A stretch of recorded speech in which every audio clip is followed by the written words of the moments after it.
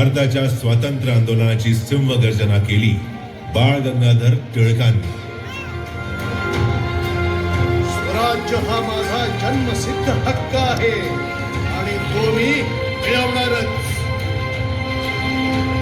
या सिंहगर्जनेने केवळ महाराष्ट्रातच नव्हे तर संपूर्ण भारताच्या स्वातंत्र्य आंदोलनात एक नवा श्वास फुंकला. लोकमान्यांनी पेटवलेल्या स्वराज्याच्या अग्निकुंडात वासुदेव बळवंत फडके, विनायक दामोदर सावरकर, चाफेकर बंधू सारख्या स्वातंत्र्य सैनिकांनी सहभागी होऊन हे अग्निकुंड धगधगते ठेवले.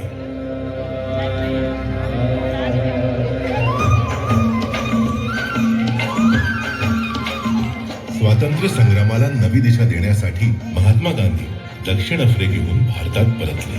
मुंबई हे त्या आंदोलनाचे एक प्रमुख केंद्र होते. दांडी यात्रा असो, असहकार चळवळ असो, महाराष्ट्रातल्या स्वातंत्र्य सैनिकांनी महात्मा गांधींना मोलाची साथ दिली. याच मुंबईतल्या गोवालिया टँक मैदानातून गांधीजींनी इंग्रजांना भारत छोडोचा अंतिम इशारा दिला आणि इंग्रजांच्या जुलुमी सत्तेला इथून निघून जाण्यास भाग पाडले.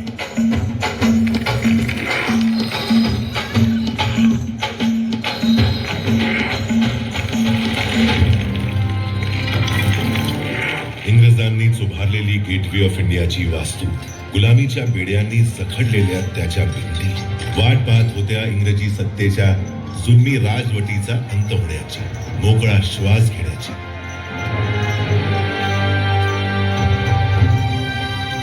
आणि तो दिवस उगवला. हजारोंच्या बलिदानाने जवळपास 200 वर्षाच्या गुलामगिरीतून देश स्वतंत्र झाला.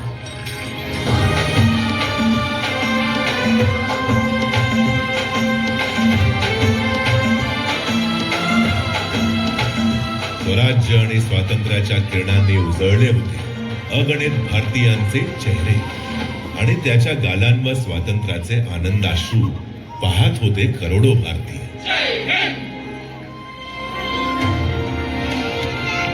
गेटवे ऑफ इंडिया पाहत होता ब्रिटिशांची अखेरची सैनिक तुकडी समुद्रातून रवाना होता. स्वातंत्र्याचं कालचक्र भारतात पुन्हा गतिमान झाला. एक नवा सूर्य भारताच्या क्षितिजावर तळपू लागला. स्वतंत्र भारताचे भविष्य उज्ज्वल करण्यासाठी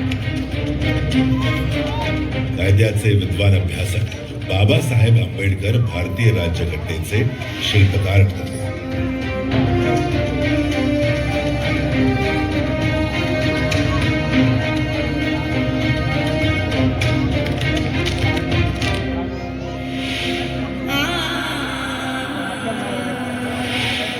स्वातंत्र्यानंतर देश आर्थिक दृष्ट्या स्वावलंबी व्हावा यासाठी औद्योगिकरणाचा मार्ग अवलंबून महाराष्ट्राने देशापुढे एक आदर्श निर्माण केला.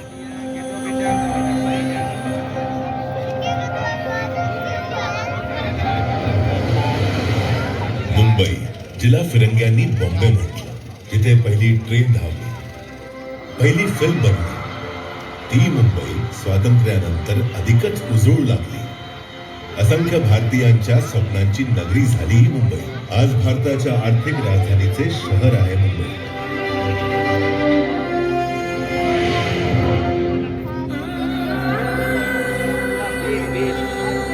आणि विकासाच्या दिशेने भारताची निरंतर वाटचाल सुरू झाली. शिक्षण, आरोग्य, संरक्षण, सामाजिक उत्थान, महिला सक्षमीकरण या सर्व क्षेत्रात प्रगती करत गेल्या 75 वर्षात भारताने निर्माण केली आहे आपली एक वैश्विक ओळख. ज्यांच्या बलिदानाने लाभले अनमोल स्वातंत्र्य त्यांना भावपूर्ण नमन करत देश साजरा करतो आहे स्वातंत्र्याचा अमृत महोत्सव. आगामी 25 वर्षे आहेत अमृतकाल भारताचा. आजचा भारत जाणतो आहे गतीची दिशा, प्रगतीची भाषा. थांबला तो संपला हाच आहे संकल्प आजच्या भारताचा.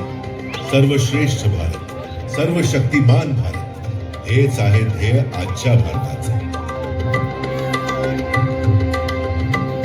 या ध्येयाच्या प्राप्तीकरता हवाय दृढ निश्चय आणि दूरदर्शीपणा.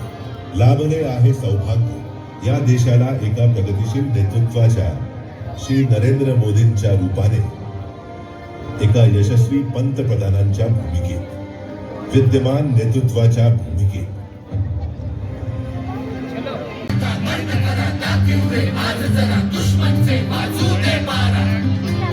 हर खून की बूंद में जो छुपी है वो चिंगारियां तो निकालो। जो दुश्मन अंधेरा है, काला अंधेरा, तो उसको तुम आगे लगा दो। मिट्टी यही मांगे बरसों से बाकी है, कर्ज चुका दो जरा।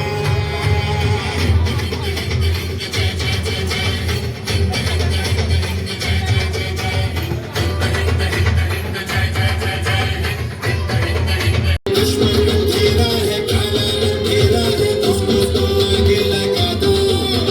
खुशियां बुलाए हैं, अमृत ले आए हैं, है जश्न हिंद यहाँ।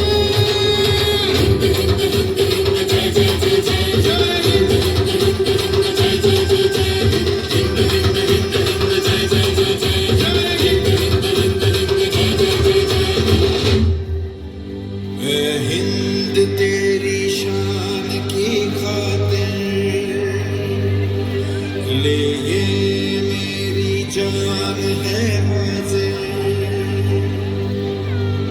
हर कतरा मेरे खून का है,